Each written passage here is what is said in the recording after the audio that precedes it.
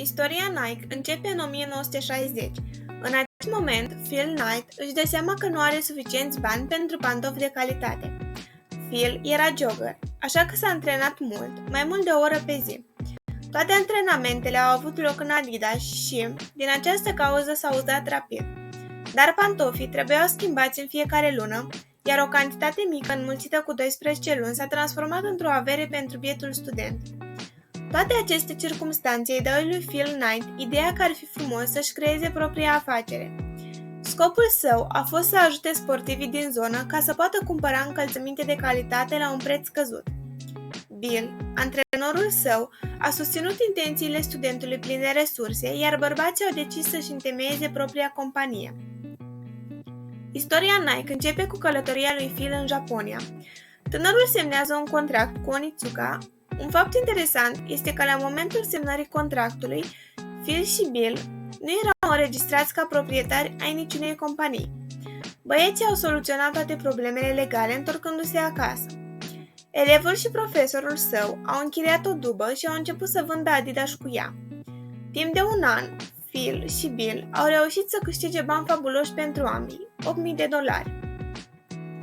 Firma, fondată de Phil Knight și Bill, se numea Blue Ribbon Sports. Istoria Nike este indisolubil legată de al treilea om al echipei. Jeff a considerat că numele Blue Ribbon Sports nu este adecvat pentru afacerea sportivă. În 1964, compania a fost redenumită Nike. Puțină lume știe astăzi că Nike este ortografia engleză a celebrei zeițe Nike. Statuia înaripată a fost venerată de războinici deoarece se credea că ajută la înfrângerea inamicului. Astăzi, celebrul swoosh este indisolubil legat de Nike. Acesta era numele aripilor celebrei zeițe a victoriei. Deși trebuie să recunoaștem, simplitatea și concizia logo-ului i-au permis să supraviețuiască schimbărilor minore. Phil și echipa sa nu au avut bani să angajeze un designer profesionist. Deci, sigla care a costat compania $30 a fost în regulă pentru toată lumea. În timp ce studiază istoria logo-ului Nike, mulți ar putea fi surprinși de faptul că acestora nu le-a păsat puțin despre reproiectarea acestuia. Fondatorii au crezut întotdeauna că fața companiei nu este logo-ul lor, ci calitatea produselor. Există două versiuni principale ale originii celebrului duet. Conform primei versiuni, fraza lui Gary Gilmore, "Let's do it", a venit o sursă de inspirație. A devenit prima persoană care a fost onorată de a fi victima unei condamnări la moarte.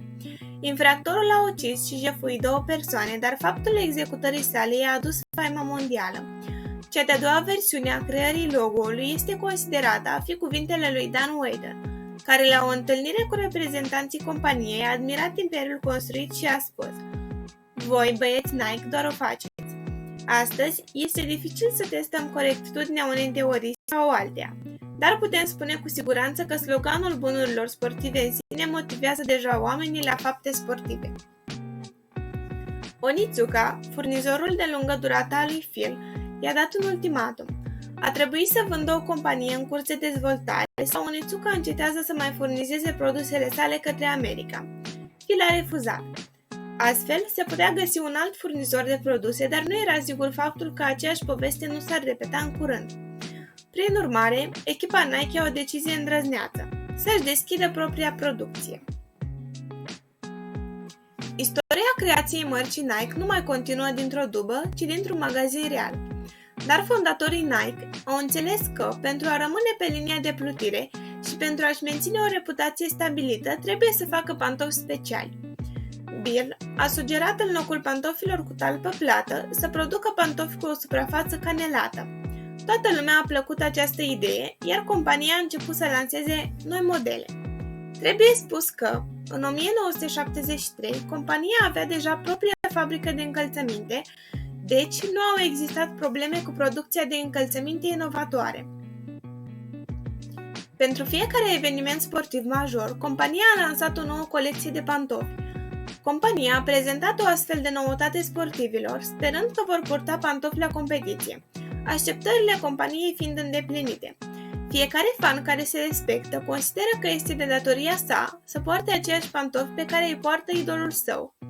Chiar și oamenii departe de sport adesea nu au putut rezista să cumpere o pereche strălucitoare de cizme care străluceau pe picioarele a numeroși rezidenți din aproape fiecare stat american. Istoria Nike este indisolubil legată de numeroasele descoperiri tehnice care au avut loc în fabricile lor.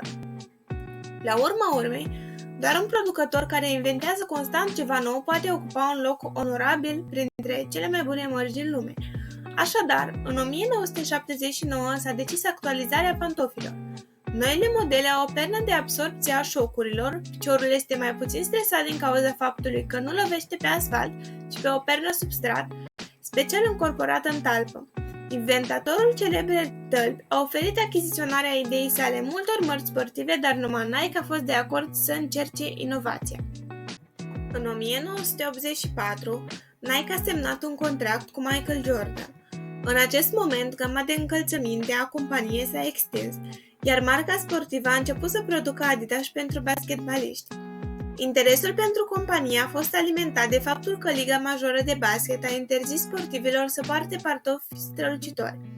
În ciuda interdicției, Michael Jordan a apărut în continuare la jocuri în Adidas strălucitori. Pentru neascultarea obraznică, sportivului i s-a plătit o amendă de $1.000 după fiecare joc. Vă puteți imagina cât de mult a plătit Nike lui Jordan că nu a îndrăznit să încalce condițiile contractului și a acceptat să plătească amenzi? Principalul concurent a fost întotdeauna și este în continuare Adidas. Puma este de asemenea considerat un rival. Pentru a rămâne pe linia de plutire, fiecare dintre aceste firme a încercat întotdeauna să-și atragă clienții. Cea mai ușoară mișcare este de a achiziționa oameni pentru tine folosind ideologia companiei. Criza de la Nike a venit atunci când Adidas a cumpărat Reebok. Clienții au fost în special speriați de ideea că această corporație folosește munca copiilor care nici măcar nu sunt plătiți pentru munca lor. În ciuda tuturor acestor zvonuri, în 2007 Nike a fuzionat cu Umbro pentru a deveni lider pe piața articolelor sportive. Prin fuzionarea companiilor, directorii nu și-au propus să absorbă potențialii rivali sau să-și continue expansiunea pe o bază deja solidă. Scopul a fost de a ajuta clientul să economisească timp și să cumpere toate bunurile necesare dintr-un singur magazin. Cam atât pentru astăzi. Nu uitați să vă abonați și să apăsați clopoțelul pentru a fi la curent cu noile videoclipuri.